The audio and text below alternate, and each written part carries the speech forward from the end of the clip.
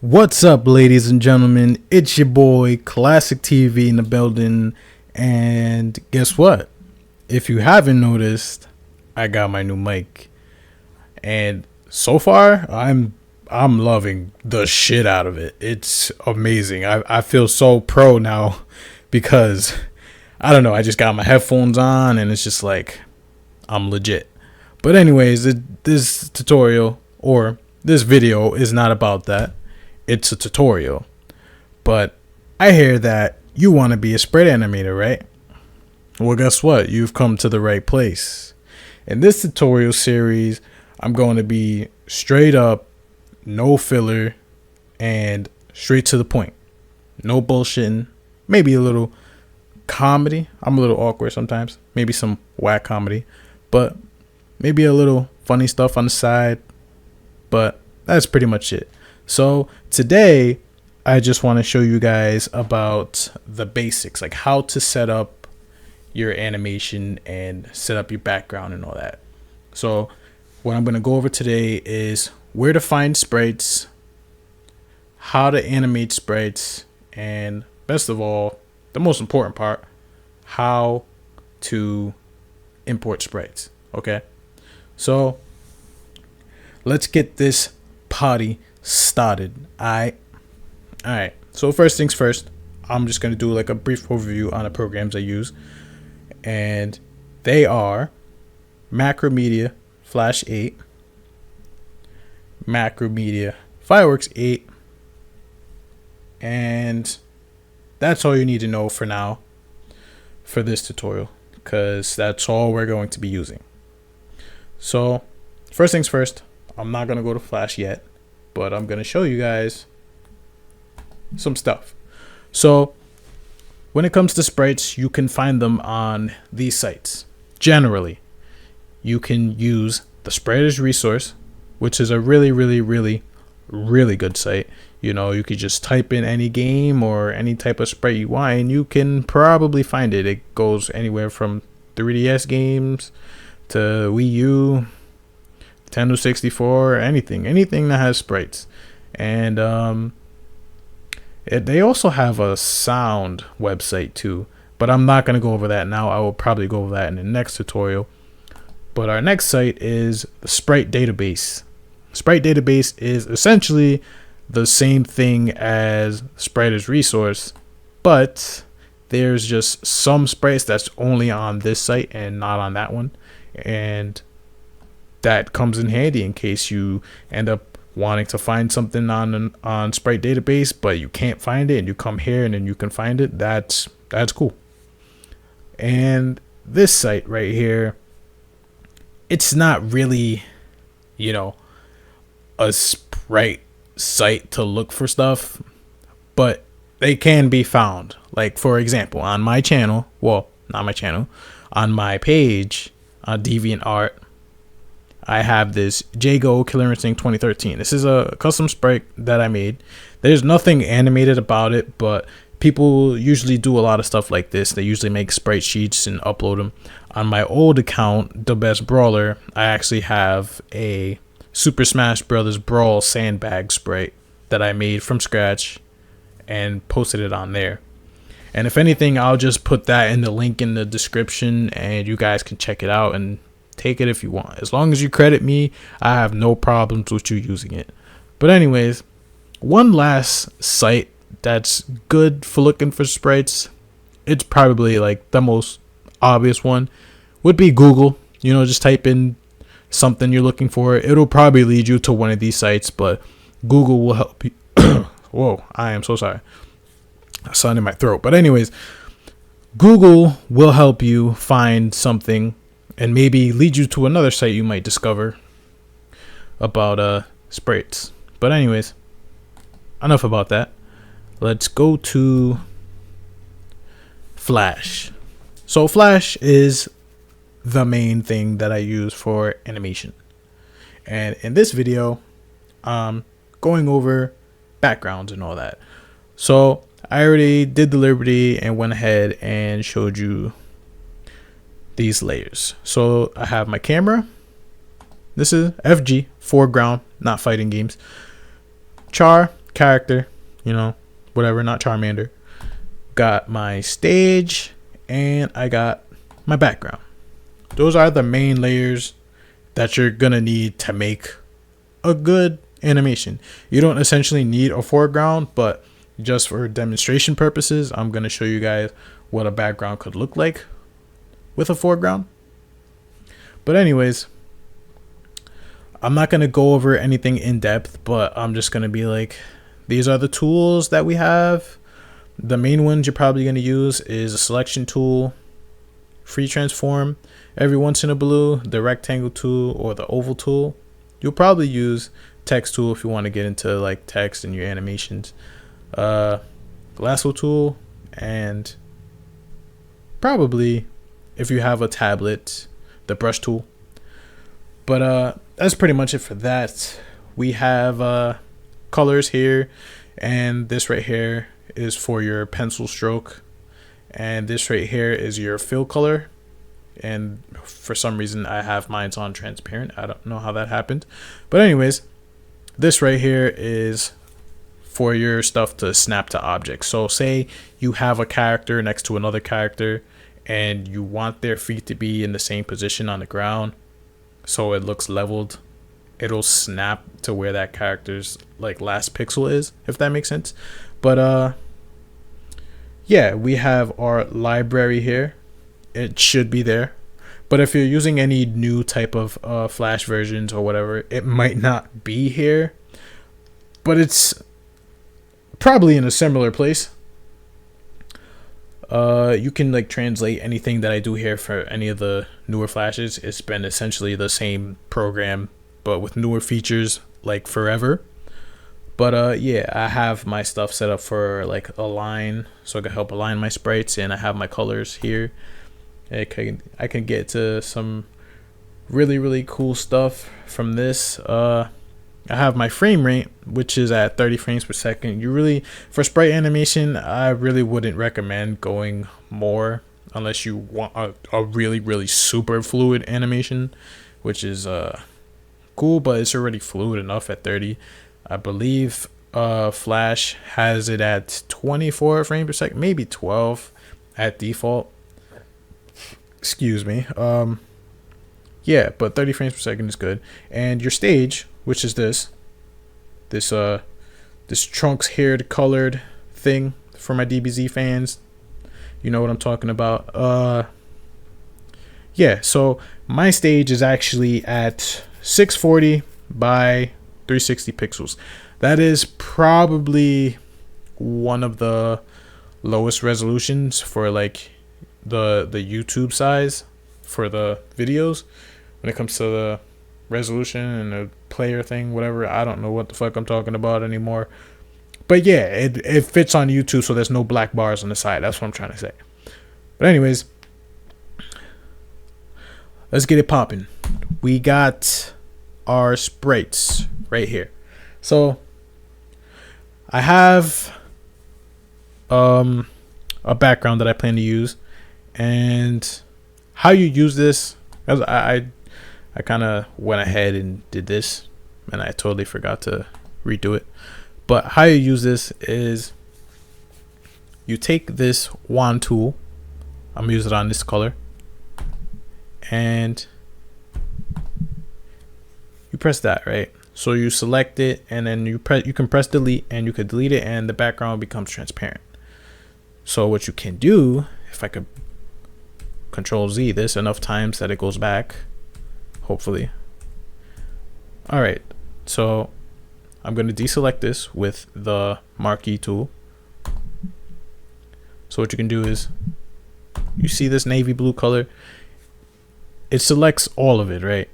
And you see this here, this right here, it's not selecting inside of that, and it will be a pain in the ass to select in between every single one when you really don't want to do that. You really don't. So there's a helpful, cheat code that I can show you guys. You can go to select similar, and For me, I have my tolerance at 1, so it'll specifically select just that one color. If your tolerance is higher, it would probably select any color similar. So if I had it at a higher tolerance, it would probably select some of these buildings in the background as well, maybe this blue on the side, but we don't want that. So I just keep my tolerance at 1, press delete, and it deletes everything in between. So now that you know how to get rid of all that stuff, I'm actually going to do it on my Super Smash Bros. Brawl sandbag that I was talking about. I'll use this as an example. Do that here. Well, there's really no sprites in between besides, this, but just for demonstration purposes, I will do it again. Select similar and delete. All right. And I have my sexy Jody sheet. My bad. I can't speak because I am retarded for some reason. But anyways, yeah, I'm gonna keep doing the same thing for the rest of these. Delete. And these are pretty much going to be my examples for the videos. I really like this Mega Man sheet. If you guys have never seen my animations, I always reference Mega Man somehow, some way. My character Jody is pretty much a reference in himself. He's like based on Kirby / Zero from Mega Man / Sonic, But anyways, yeah, I'm going to start off with doing the background before the sprites. I'm going to deselect this with the marquee tool. So click on the outside. And then I'm going to start off with having my stage. So I don't mean the stage that's what I was talking about, the Trunks haired colored thing. But this is going to go on top of that. And that's going to be my stage for my characters. So just think of it like a play. You have a stage, curtains, your characters go on the stage. So I copied it. I'm gonna paste it. I pasted it into the wrong one. Let me Control Z and paste it onto the stage layer that I made. All right. So what I'm gonna do now is I'm going to align this with the center of the actual, stage itself. So I'm going to align the stage with the stage, if that makes sense. So I'm going to do that. I'm going to go inside and I'm going to do it again. So what I just did is I went inside of what is called a symbol. Let me just go outside. So anytime you see an image with like a blue outline, that means it's in a symbol. It is a symbol, I should say. So once you have that, you can you can go inside of it. And when you go inside of it, there's 2 things you can do and should do. You can break apart the image, or you can trace the image. But for big images such as like backgrounds and stuff like that, it's very likely that you don't want to do that, because that will slow down your computer by a whole fucking lot. So you don't want that. So you want to break it. So when you break it, it's like, yay, it's nice and pretty, kind of, sort of, not really. But what I'm going to do is I'm going to make this background kind of loop. Let me see. So I'm going to copy and I'm going to paste it. So I pasted it over and I'm going to put it on the side. So like I said before, it kind of automatically snaps, and that is because I have this. If you deselect it, it's not going to snap. It's just going to go random. But yeah, I'm going to do, actually, I'm just going to leave it like that. And what I wouldn't do is, well, actually, yeah, because it's broken apart and I put it next to each other and I deselected, I selected again and it's now like one image. So I can align this to the middle, because I kind of have like this OCD problem. Like, when I animate. I just want everything to be in the middle of this because it just looks right, and it should be, to be honest. So I'm gonna align again, make this go in the center, and okay, what I'm gonna do now is I'm going to export what I have. So what that means is I'm gonna show you guys what it looks like if it was like animating, but nothing's really animating right now, but I just want to show you what happens. So that's what it looks like on the stage, and you see the stage in the background with the trunks hair color stuff, and it's like, okay, how do you get it to be, you know, selected at a certain spot of it? Well, before we go into that, I'm going to zoom in, and I'm zooming in by pressing Control and the equal button, equal/plus, and then to zoom out is the Control/minus button or whatever, or hyphen, whatever you want to call it. But I'm trying to find this damn background in here. Okay, there it is. And look at this. You see how it's all zoomed in, and the quality is like legit garbage, like the most garbo it can be. And that's because the image for some reason is a JPEG, but it's really not a JPEG. And to fix that, you would have to go to right here where it says bitmap,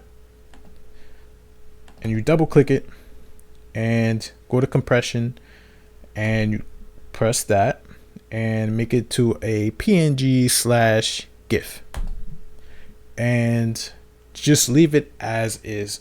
You don't really want to allow smoothing. It might lag your animations. I only use that like on specific backgrounds sometimes, but besides that, you don't really need to touch it. It's a sprite animation. You're supposed to see pixels. But yeah, I'm going to export again, and I'm going to zoom in and look for this thing, and look at that. It's pixely, but it has way better quality to it. And I'm a guy all about quality anyways. So yes, now that we have our stage, we can do our background. So what we could do is we could go back to fireworks and look through the sheets and be like, hey, I wonder if there's a background somewhere. Oh, look, it's a blue background. Yeah, we're not going to be using that. You can use some type of background from another sprite sheet, something, but this is what I want to show you guys. I'm going to zoom in on this portion, and you see how it's like you can see the sprites is like separated, and as it gets darker or whatever. I kind of don't like that in my sprite animations. I want it to look as like crisp as possible. That's just me. You guys can do this all you want with your stuff, but I'm just telling you guys how I do it. So what I would do is I would take this rectangle tool right here, right? And I would pretty much make a rectangle outside of this like that. Whoops. Like I said before, my fill was transparent, so that makes 0 sense. So I should do I don't know, this color just to show. And there's going to be an outline, but there is a way to get rid of that. So just do it right about here. And also when you make a rectangle or whatever, or square, if you press and hold shift while you're doing this, it will just scale a square like to any size no matter what if you hold down shift. But anyways, you see how this square has this this red border around it. You want to get rid of that, right? You don't want that. So what I'm going to do is I'm going to lock the layer of my stage. So that pretty much means I can move anything around that's not that layer. So that's one way to get rid of it. But what you can do is click the keyframe, which is here, and then see where your colors are, the stroke color. Take that and pretty much just turn it off. That's what this means. This means it's gonna turn the stroke color off, and you just got this blue background. So I kind of don't want it to be that short. I want to put it like a little higher. So I'm going to do that. And this right here is another tool, a gradient transform tool that you might use a lot if you want to do stuff similar to this. I just kicked my mic a little bit, so I'm sorry if you just heard some weird rattling. So yeah, what you would want to do is click that and go to linear. All right, because you want your sky to look realistic, right? So click that. I don't know why I didn't do it. Go to linear, and you'll see it pretty much transform to what that is. And you can switch your colors. Let me see. Let me just do some custom color or whatever, and make it, I don't know, some type of bluish color, like here. So you go here, it switches up, and let me see. Let's see, for this white, what could I do? Maybe like a darker blue or some shit like that. I'll do this. And that's when this tool comes into play, the gradient transform tool. Press this, and if you don't know, this is a gradient. When one color turns into another color in an image, that's a gradient. So press this, and you see these like symbols right here that came out of nowhere, and the image doesn't have those like dots and stuff everywhere. That means you can pretty much transform what that gradient is in the picture. So you go like this, and you make the gradient pretty much smaller, right? But we don't want that. We can leave that there. Oh, I need to turn this back on. So everything snaps. But anyways, you can do this. It turns it on its side. All right. So I press, I'm going to zoom out and go like this, right? And it's going to snap when it hits, you know, its vertical range. And you can just put this down like that, and it makes a kind of sort of a sky, right? It kind of has a realistic feel, you know, when the sky is, when it's a really nice day outside, I should say, and the sky is clear. You notice at the top of the sky, it's like a little dark, but then it, once it hits more towards, you know, Earth, it's a little lighter. That's how I see it. It looks decent, right? So that's how it looks on there. But the next thing we want to do is throw in the camera, right? So I have a camera that is custom, not really custom made, but a camera that I made, well, edited, I should say, to have my logo on it and all that stuff. Yeah, I know you guys are gonna like pause, like, oh, what's he working on? What does he have? I have a bunch of stuff that I don't know, I work on and just leave there. I am looking for a KlasiqueTV studio. There you are. So I opened up pretty much another tab, and I am gonna take this camera, and when you press this right here, the new library panel, it opens up another panel, obviously. And if you press this and switch to your other tab, you can pretty much import anything from any of your other projects to your current project or an old project, whatever. And I'm going to take this camera and I'm going to put this in here. I will definitely put a link in the description to the camera. The camera is a ActionScript 2. There's also an ActionScript 3. I've never used that in my life because I don't think it's compatible with my version of Flash, but I use ActionScript 2. But yeah, I have my camera, and since I already have camera selected on my stage, I'm going to align it like this. And note, when you do have a camera, you want it to be the same size as your stage. So if you notice, it fits nice and snug and perfectly with my stage. It's cool, right? And the reason for that is because if it's any other size, it will pretty much distort your image. So I'm gonna scale this down, and you can do that by holding shift and have a corner of the rectangle, scale it down, right? So I'm gonna do it like this. That was a little laggy, but anyways, I'm gonna just throw it like this and make sure this image looks good. All right, so now you don't see the whole stage with the trunks colored here. You see just the street and the background. But in a minute, you'll see why I have this looking like this. You can see my logo or whatever. That's the custom thing I was talking about. But anyways, that doesn't matter.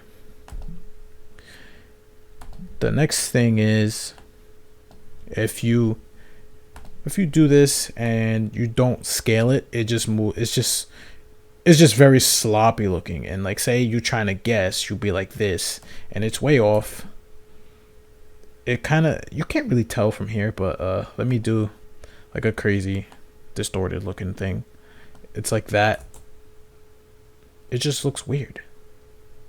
Like, you can tell, like, these little sidewalk pieces are like super small, and like this is super small. But if you look here, these are actually long. It's not really small at all. But let me see. Yeah. See how it looks regular now? That's the reason why you wouldn't want to do that. So make sure you always scale it.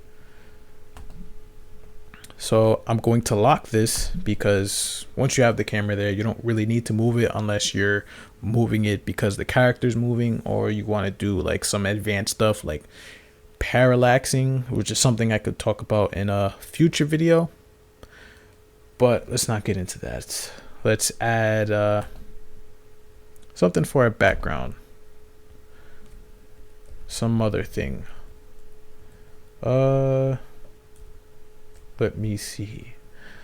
I can probably open up another. Okay. I see the city right here. I can open up this. And this is all just to make a basic background. Well, this is to have a in-depth basic background. But you want to put this, yeah, because it's not exactly part of the background. It's like in between the background and the stage. So there's gonna be two more things I'm gonna add to it. I'm gonna add a city, and I'm gonna add water. So I'm gonna have the city here, city, and I'm gonna have water. Remember, my friends, freaking what's it called? I'm having a brain fart. I'm sorry. But yeah, cities are, wait, what am I talking about? I am not editing this out. But anyways,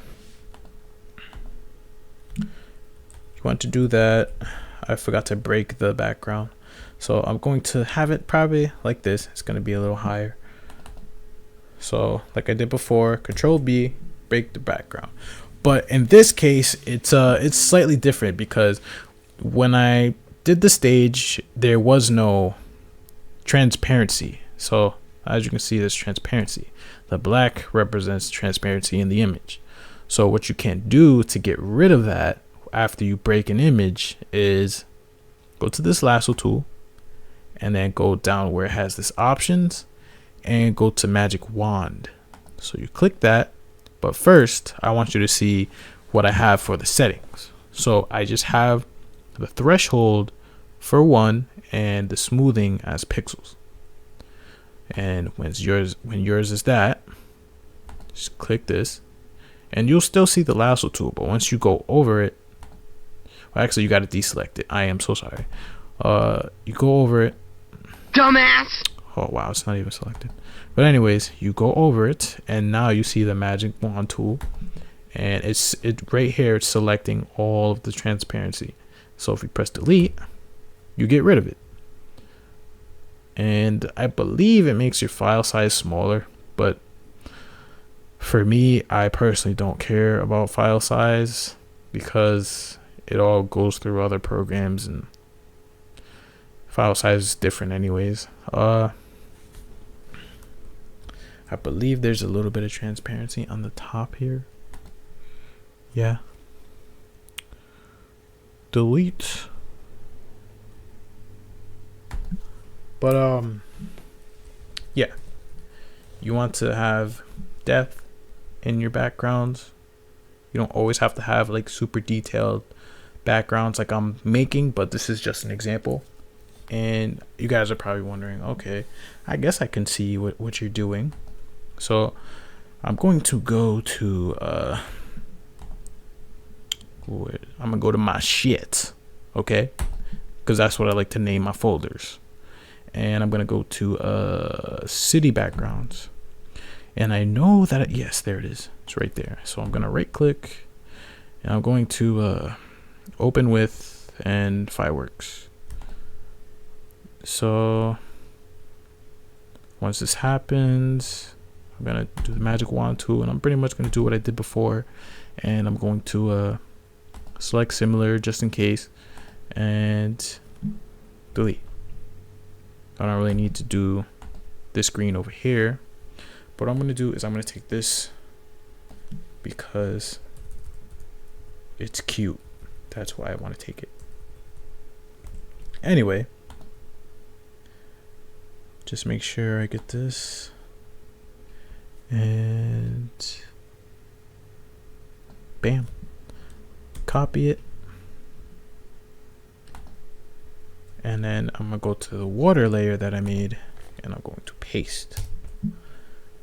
And as you may notice, it might be, actually, no. It might be a little big, but it doesn't matter because the city could rest on top of the water.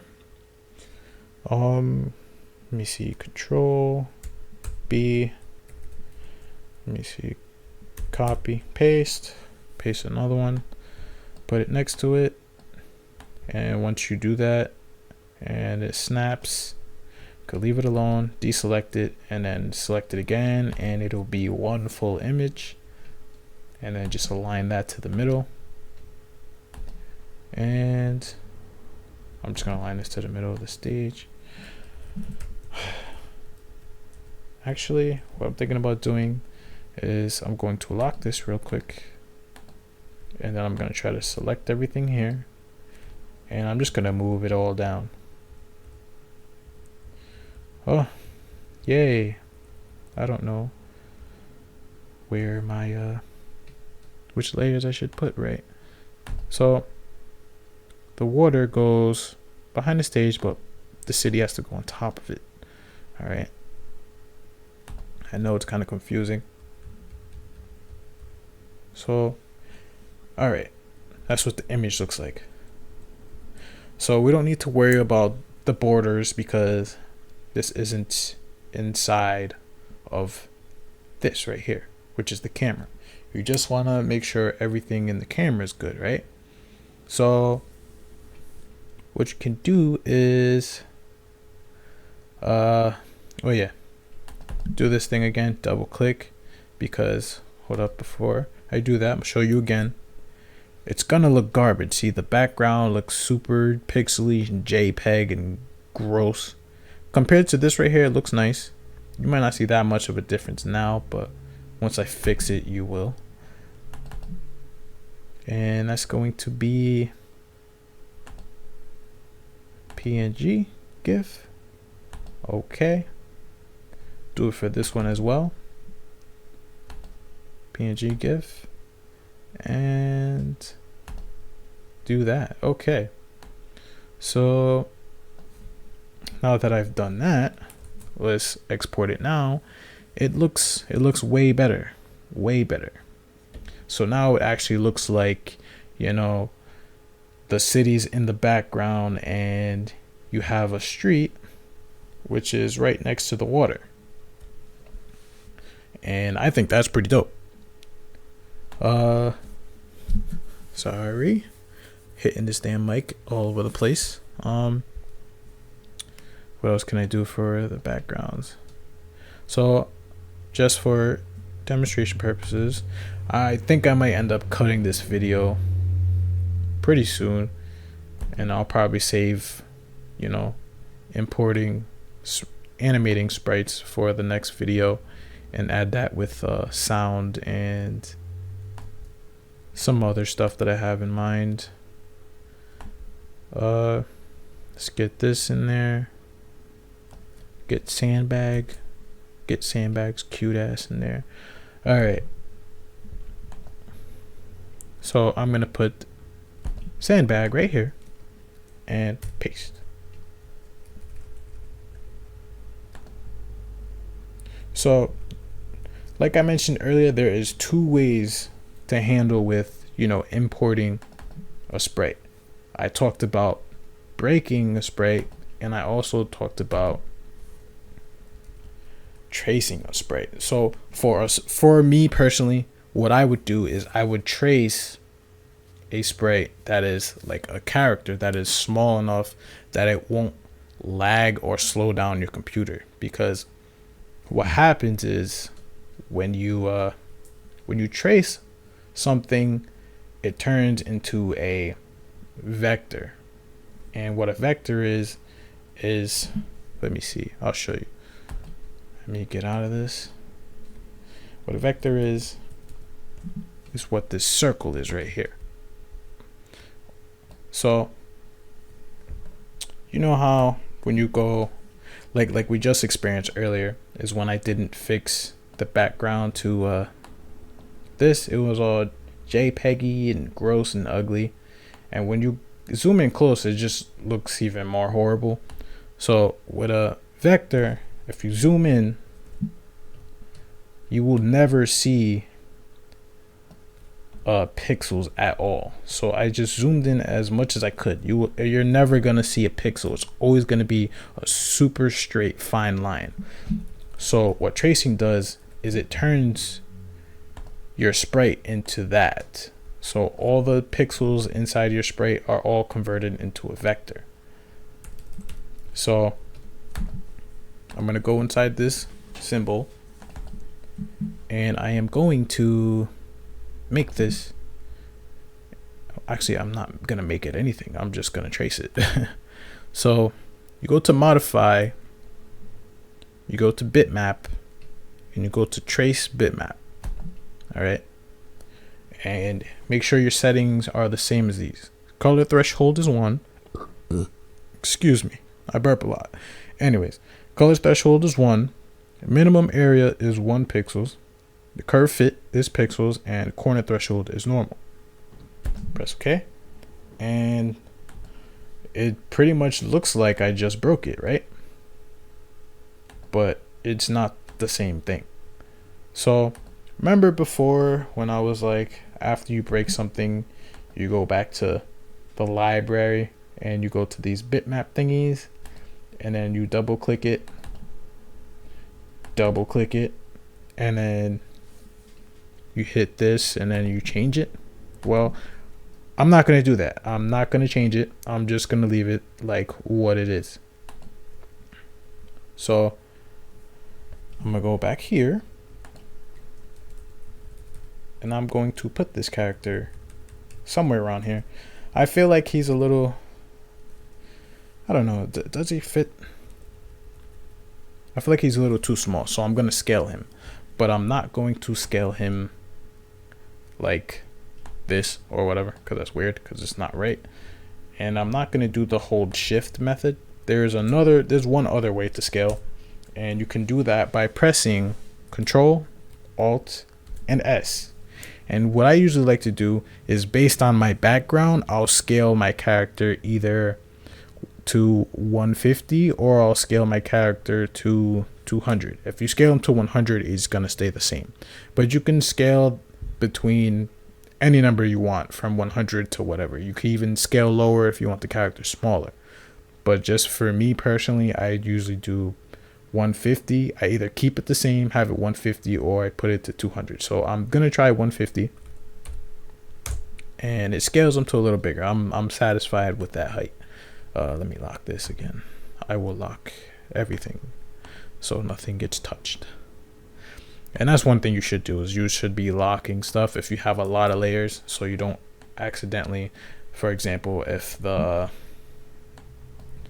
camera was on and I wanted to move him, I would be moving the camera on accident, but you don't want that. So just make sure you lock your layers so you don't mess anything up. And if you do that, you keep going and you realize later you got to go back and fix it, and you're just like, damn, this is work. But anyways, when I have this guy just chilling in the middle of the street, he's like, hey, I'm Sandbag. So yeah, like you notice, he doesn't look all low quality. When you trace a bitmap, he doesn't, well, not him in general, but when you trace a bitmap, you don't have to do that. You don't have to go to this and then make it into a PNG/GIF. You can leave it as is. That saves you a whole bunch of time and animating, and it's very, very useful. But let me see. I can throw a foreground object in there just to make this a little more complete. Okay, so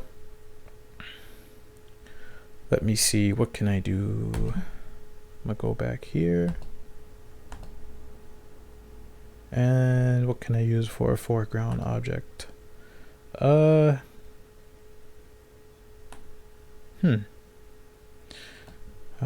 kind of didn't think about this, but I thought I saw something before. I think it was on one of these other ones. I think it was this one. Was it? No.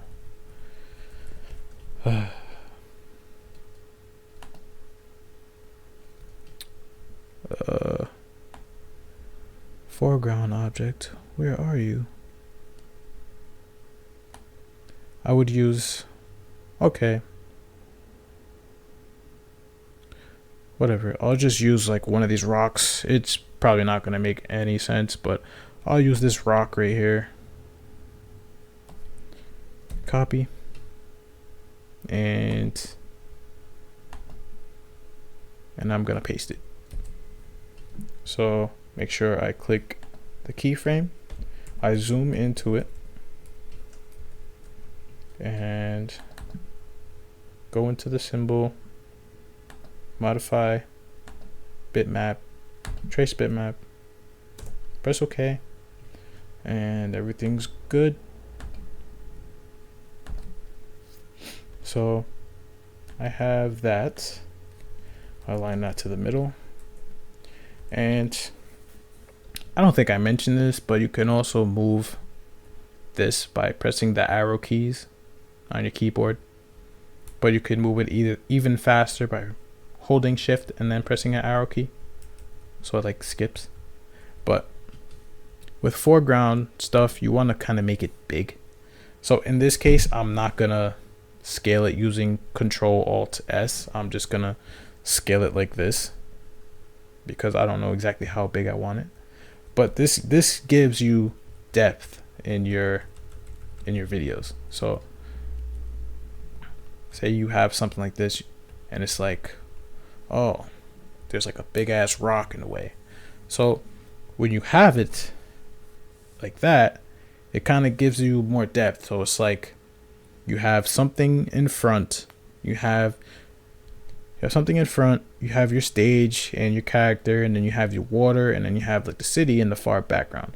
But to give it even more depth, I can also scale the city smaller so it looks slightly better. I would say it would look slightly better. So you can tell like it's really far away. And yeah, I'll do that like that. And you could tell it's really far away. See, look at that. See, that's what I'm talking about by depth.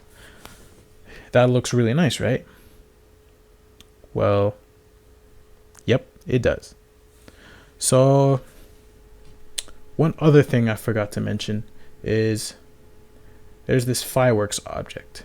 And this is the reason why I like to use fireworks with Flash to import sprites, because when you import them, it automatically turns them into a symbol, and the symbol becomes very useful because you could do many things to them. You can add filters, certain effects, and it's pretty cool. But I'm not going to go into that now. I'll just show you. It's in the filters tab. Press this and it's just like a bunch of stuff to select from. But yeah, I think that's it for today's tutorial. This was just the basics, the raw basics on how to set up your background. In my next tutorial, I will go more about the music, sound effects, and movement. So I'll show you camera movement. I will show you how to move characters, and that'll be how that goes. That might be, I don't know. I'm thinking if I want to do 3, I don't know. I'll just plan it and do my thing. But there will be another video soon, and I appreciate you guys for watching. Hopefully I didn't bore you guys. Hopefully I was kind of sort of entertaining. I know it took me forever to make this damn tutorial, but leave me some feedback in the comments below. Let me know if I'm doing good. Let me know if I sound stupid. Let me know. All I want is feedback. But anyways, I will see you guys next time. And if you didn't know, now you know how to animate, kind of, sort of. Peace, guys. See you later.